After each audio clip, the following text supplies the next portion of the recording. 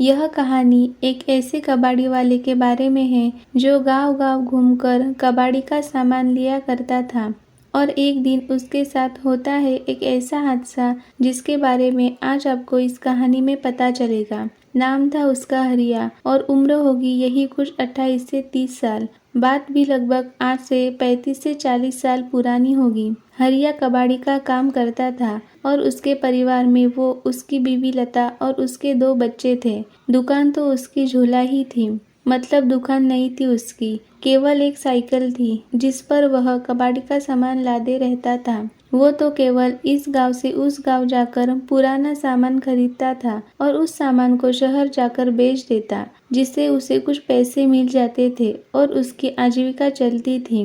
वो समय ऐसा था कि जब न तो बिजली की व्यवस्था थी और न ही पक्के रास्तों की। इंसानों के द्वारा बनाई गई पगडंडियों से ही लोग आया जाया करते थे। हरिया भी उन्हीं रास्तों का इस्तेमाल करता था एक जगह से दूसरी जगह जाने में। ऐसे ही एक दिन की बात है जब सुबह सुबह ही हरिया दूसरे गांव में भंगार का सामान लेने के लिए निकल गया था। आज उसका दिन अच्छा था और उसको बहुत सारा कबाड़ी का सामान मिला था, तो उसने सोचा कि चलो 1-2 गांव और घूम आए तो थोड़ा और सामान मिल जाएगा। यही सब सोचकर वो दूसरे गांव भी चला गया। उसको वहां भी खूब सारा कबाड़ी का सामान मिला और ऐसे करते करते उसे शाम हो गई थी। अब वो सोचने लगा कि अरे आज तो समय का पता ही नहीं चला, मुझे घर पहुंचने में पक्का देर रात होने वाली है। अगर आज मैं यहाँ रुक जाता हूँ तो घर पर सब मेरी चिंता करेंगे, इसलिए मुझे जल्द से जल्द निकल जाना चाहिए। और यह सब सोचकर वो अपने घर की ओर निकल गया। वैसे वो अपने गांव से काफी दूर आ गया था और तकरीबन 3 से 4 घंटे उसके लगने वाले थे अपने गांव तक पहुंचने में। हे भगवान, आज काम के चक्कर में बहुत लेट हो गया, पर घर पर लता और बच्चे मेरी राह देख रहे होंगे। मुझे जल्द से जल्द घर पहुंचना चाहिए। उसके घर का रास्ता वैसे तो बहुत लंबा था, पर अगर वो जंगल वाले रास्ते से जाए तो वह जल्दी पहुंच जाएगा। यही सब सोचकर वो जंगल वाले रास्ते की ओर चला गया। रात के कुछ 10 बज रहे होंगे। उसे जंगल से थोड़ी दूरी पर लालटेन और आग की रोशनाई दिखाई दे रही थी, तो उसे थोड़ा सुकून मिल रहा था। पर थोड़ा आगे जाने के बाद उसे वो रोशनियां आना भी बंद हो गई। अब हरिया धीरे धीरे आगे बढ़ रहा था, पर उसके सामान की वजह से वो थोड़ा थक भी गया था। वो थोड़ा आराम करता और फिर से चलने लगता। धीरे धीरे चलते उसे उस जंगल में अजीब सी आवाज आने लगी और उसको महसूस हो रहा था कि कोई तो है उस जंगल में उसके अलावा जो इस तरह की आवाजें कर रहा था। उसको एक गंदी सी बदबू भी आने लगी थी, तो उसने सोचा कि शायद यह बदबू खराब पानी की होगी जो यहाँ जमा हुआ होगा और यह अजीब सी आवाज शायद इन सामानों से आ रही है। थोड़ा आगे जाने पर उसने फिर महसूस किया कि पेड़ों पर कोई तो है, शायद यह कोई पक्षी हो। पर फिर उसने देखा कि वो जो कोई भी था वो एक पेड़ से कूदकर दूसरे पेड़ पर जा रहा था और थोड़ी सी चांद की रोशनी में उसने देखा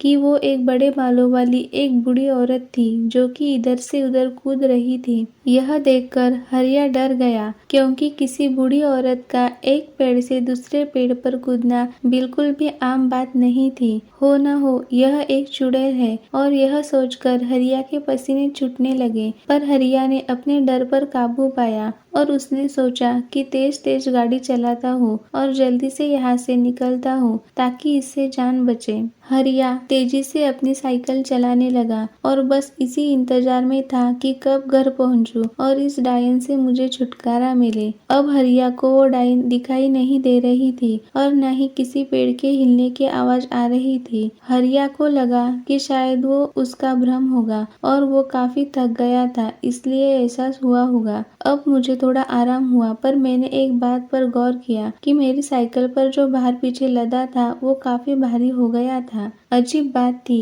कि ऐसा कैसे हो सकता था।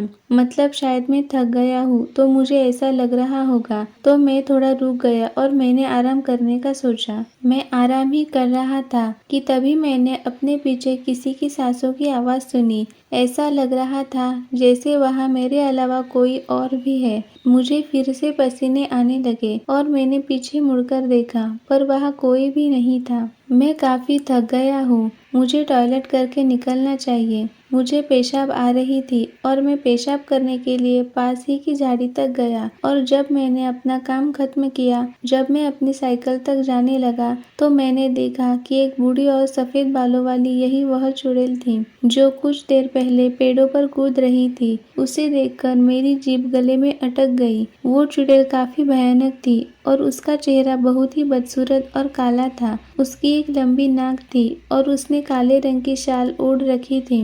वो मेरी ओर देखकर हंस रही थी और अपनी जीभ मेरी तरफ करके मुझे पास बुला रही थी। यह देखकर मैं समझ गया कि यह एक मांस नोचनी चुड़ैल है और आज ये मेरा भक्षण करेगी। उसने उसके हाथ में एक बड़े गंडासे को देखा और वो चुड़ैल उस गंडासे को हवा में हिलाती हुई उसके पास आने लगी। बस अब जितनी जान से हो सके मुझे भागना होगा, वरना ये चुड़ैल मुझे जिंदा खा जाएगी। और यह सोचकर हरिया तेजी से अपने गांव की ओर भागने लगा। वो चुड़ैल भी उसके पीछे तेजी से भागने लगी। वो चुड़ैल उसके पीछे भागते वक्त बड़ी ही भयानक और विकराल रूप लग रही थी, पर हरिया भी जोर जोर से हनुमान जी का नाम लेते हुए भाग रहा था और बस गांव तक आ ही गया था। तभी चुड़ैल ने एक जोर की चीख लगाई और कहा, रुक, मुझे बहुत भूख लगी है। और फिर वो चुड़ैल हवा में गायब हो गई। हरिया फिर भी भागता रहा और गांव के मंदिर में जाकर बेहोश हो गया। फिर अगले दिन जब उसको होश आया तो सभी ने उससे पूछा कि क्या हुआ हरिया, तेरी ऐसी हालत और तू यहाँ क्यों सो रहा है? पूरी रात तेरे बीवी बच्चे कितनी चिंता में थे। चल अब बता तेरे साथ क्या हुआ था। फिर हरिया ने उन्हें पूरी बात बताई तो वे सब उससे बोले, अरे तेरा दिमाग खराब था क्या, जो तू उस मांस नोचने के जंगल से गुजर कर आया। खैर तेरे भाग्य अच्छा है जो तू बच गया, शायद तुझे भगवान ने बचा लिया। फिर हरिया उठा और उसने भगवान को धन्यवाद किया और अपने बीवी से मिलकर वो कुछ गाँव वालों के साथ उस जंगल में उस जगह पर चला गया जहाँ पर उसकी कबाड़ी का सामान लादने वाली साइकिल थी। उन लोगों ने वहां जाकर देखा कि उसकी साइकिल के टुकड़े और कबाड़ी का सामान यहाँ वहाँ पड़ा हुआ था। यह उस चुड़ैल का ही काम था। हरिया उस दिन बच गया और फिर उसने गांठ बांध ली कि अब वो इस जंगल में कभी नहीं आएगा।